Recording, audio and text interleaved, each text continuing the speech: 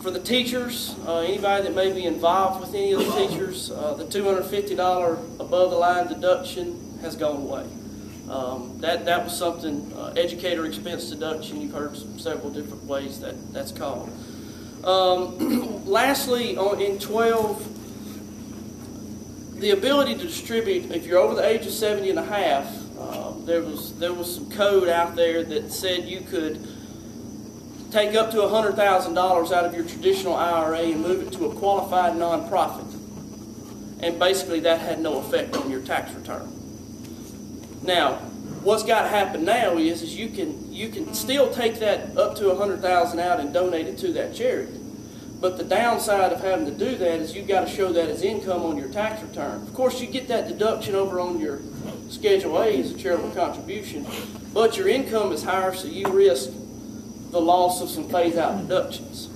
And that's one of the things that a lot of people don't really think about when they do that. Lastly, in 2012, for business owners, and this is the big thing, the Section 179 deduction is down to $139,000. Now, what the Section 179 is for any, and correct me if I'm wrong, guys, but any personal property placed in service in the current year, you have the ability to 100% or anything less than that deduct that full cost of that asset. Now that's at $139,000 in 2012. Now we'll get to 2013, it goes down a tremendous amount more. Disclaimer: there's pending legislation out there to put all this stuff back in.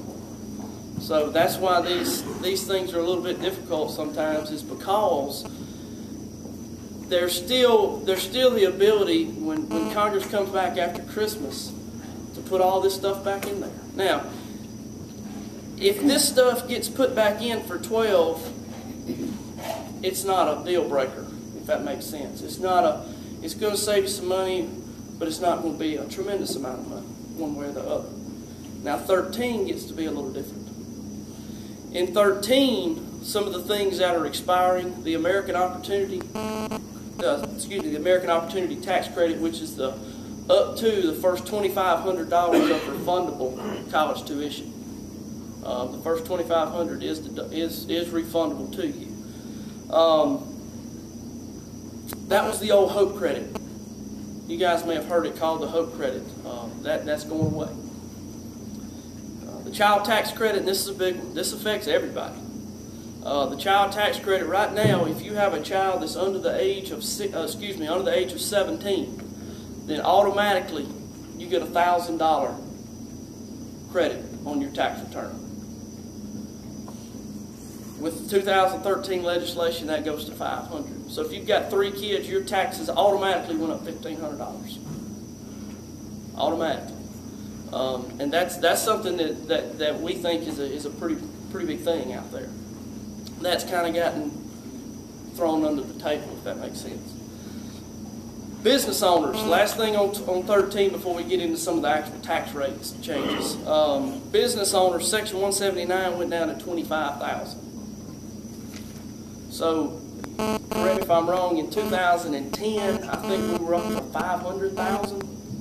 So basically the first $500,000 worth of assets you purchased, you could fully deduct in that year, to down to $25,000 in 2013. And that's something that is going to be a tremendous burden on from small business to large business. Talk about tax rates just a minute. Now this is something that has nothing to do with the health care. This is something that's, quite frankly, not a whole lot of talk about.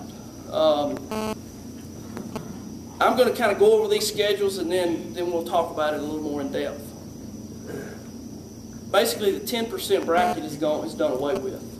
So, and you know, on the cumulative tax system, you fill one bracket up, then you go to the next, then you go to the next. So you get into an effective tax rate, which is your average rate.